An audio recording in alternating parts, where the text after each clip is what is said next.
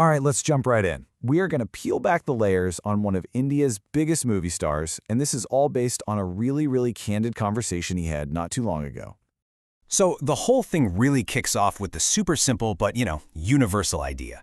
It's this thought that we all project a version of ourselves to the world. There's this gap, right, between who we show people and who we really are. And look, for a public figure, that gap isn't just a gap, it's a canyon. And that's the real question we're getting into, isn't it?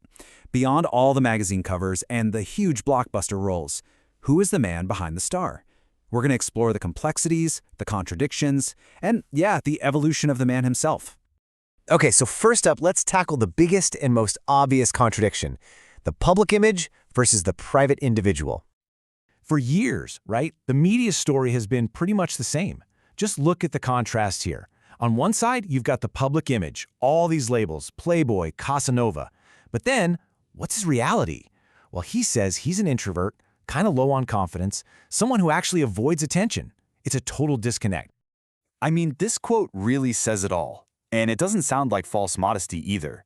It feels like a core part of his personality that just completely goes against the entire public persona that's been built up around him for so long. Now let's build on that a little, because if you really want to understand the man, you absolutely have to understand the incredible family legacy he was born into. Think about this. He is the fourth generation of actors in what you could call the first family of Indian cinema. That is a level of pressure and expectation that's, well, it's almost impossible for most of us to imagine.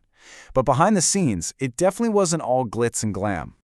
He shares this incredibly vivid and honestly kind of sad image of his childhood, just sitting on the stairs listening to his parents fight. He said it created this feeling of always being on the edge, constantly aware of the conflict in the house. And yet, in that exact same relationship, he also saw this deep, profound love and commitment, especially when his father got sick. And this just shows you the complex reality of it all, right? It wasn't one thing or the other. It was messy. It was both. Just let that sink in for a second. His relationship with his own father, Rishi Kapoor, was literally defined by fear and distance. I mean, he respected him, he loved him for sure, but he was so scared he couldn't even look him in the eye. He didn't even know his own father's eye color. Wow.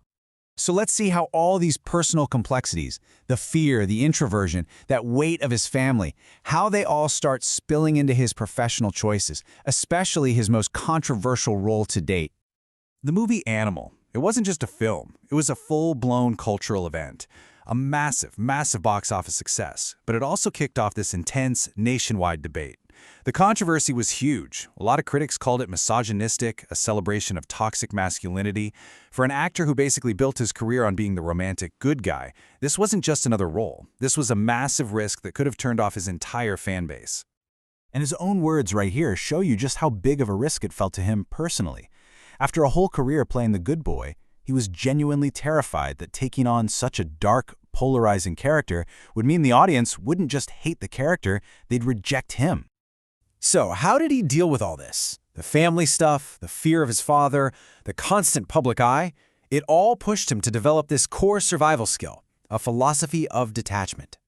In psychology, this has a name. It's called an avoidant attachment style, and it's really a defense mechanism, right?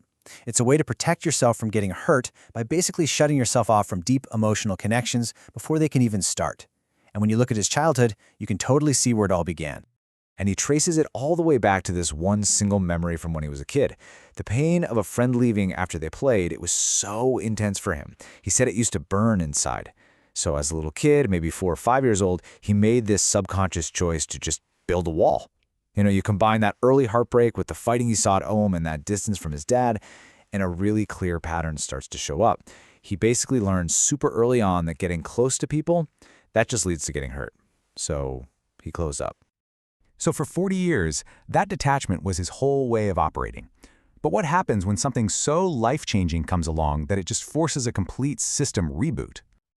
A simple, powerful, undeniable force entered his life that would challenge every single thing he thought he knew about himself and his ability to feel, and that was the birth of his daughter. And you can just hear in his own words the massive scale of that shift. He doesn't describe it as a new chapter. He calls it a completely new life, a fundamental rebirth that has made him question his entire lifelong philosophy of being detached. To really get how huge this change is, just think about his old mindset. He had this very detached, kind of casual attitude about his own life ending, even picking a specific age he thought he'd die. But now, with his daughter in his life, that feeling is just gone. All of a sudden, a man who built his entire life on emotional distance and not being afraid of anything, now wants nothing more than to live, to be present, to feel it all. And that really just leaves us with one final thought, doesn't it? His story is, well, it's his story. It's unique. But that experience, that's totally universal. It really makes you think, what's that one game-changing event in our own lives? You know, the one that makes us look in the mirror and question everything we thought we knew about ourselves?